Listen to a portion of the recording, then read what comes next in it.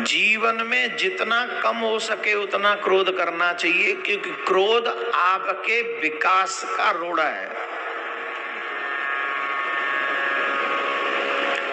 आपकी घर की शांति को छीनने वाला है क्रोध, आपके मन की शांति को छीनने वाला है क्रोध, आपको अहरनिश द्वंद में डाल देने वाला है क्रोध, आपको मुश्किलों में डाल देने वाला है क्रोध।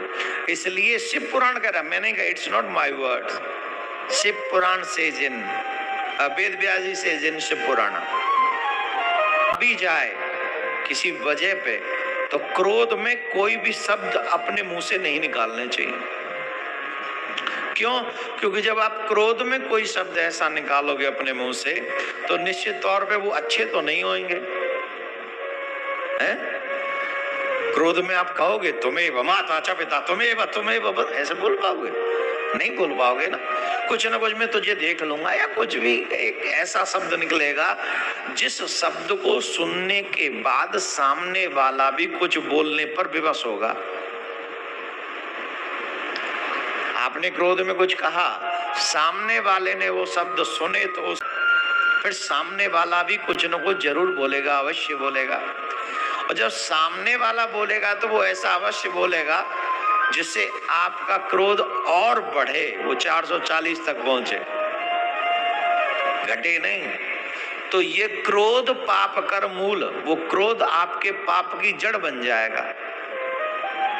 इसलिए क्रोध नहीं करना चाहिए। क्रोध आ भी जाए तो अपने आप पर कंट्रोल करना चाहिए।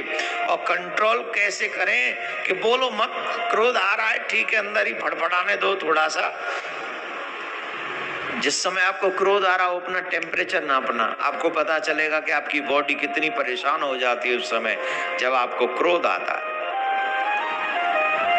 तो शब्द मत निकालें। और क्रोध को शांत करने का एक बहुत सुंदर तरीका है, जिस समय आपको क्रोध आ रहा हो उस समय आप, जो लोग चाहते हैं कि हम लंबा जिए, दीर्घ आयु हों, कौन सी आयु? दीर्घ आयु की अल्प आयु? कौन कौन दीर्घायु जीना चाहते हैं? जो लोग चाहते हैं कि हम और हमारे बच्चे दीर्घायु जिए, शिव पुराण में उनके लिए बड़ी सुंदर व्यवस्था बताई गई है। बताएं क्या व्यवस्था है? बोल व्यवस्था यह है कि भोजन कम करो,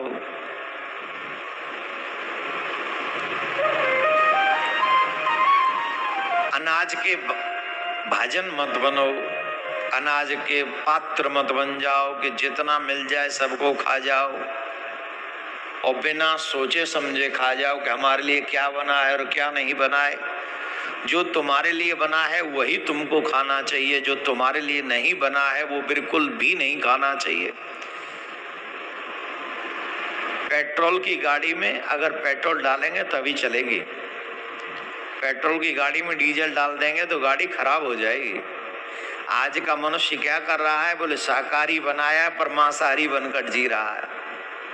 एक जगह पर मैं पढ़ रहा था, मैं बोल दूं शॉर्ट में, कभी मौका मिला तो पूरा वीडियो बनाकर आप तक पहुंचवाऊंगा। तो तुम्हारे लिए नहीं बना।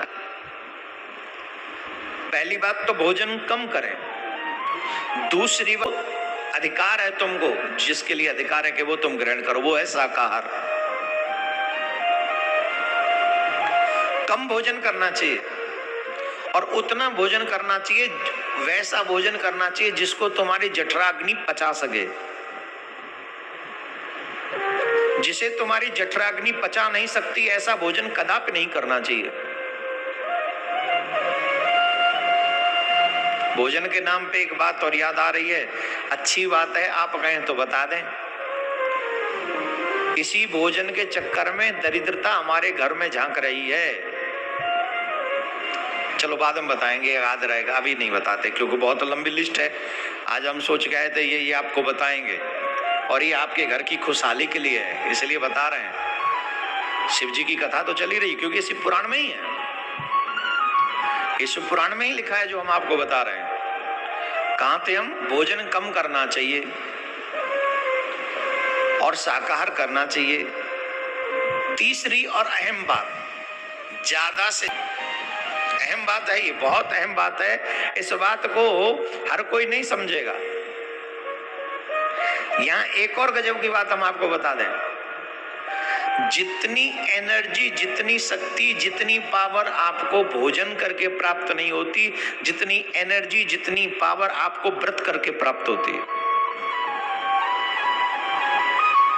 इसीलिए हमारे ऋषि मुनियों की परंपरा में व्रतों को विशेष महत्व दिया गया। मैं शिव जी के व्रतों के संदर्भ में पढ़ रहा था, तो महीने में कम से कम 4 से 5 व्रत हैं जो शिव जी के भक्तों को करने चाहिए। अमावस्या का व्रत करना चाहिए, पूर्णिमा का व्रत करना चाहिए, और एकादशी तो 2 आ ही जा, 4 हो गए, और फिर 2 व्रत और हैं, वो अभी मेरे दिमाग में नहीं आ रही। जब जिस दिन व्रतों के विषय में बताऊंगा उस दिन बता दूंगा। तो कम से कम 6 व्रत हैं। एक विशेष बात, जो इतने व्रत न कर सके उसे एनी हाउ शिवरात्रि का व्रत करना ही चाहिए। जन्माष्टमी का व्रत करना, जन्माष्टमी का तो हम कृष्ण के चाहने वाले कह रहे हैं, पर शिवरात्रि का और कृष्ण जन्माष्टमी का व्रत महत्वपूर्ण है, अवश्य करना चाहिए।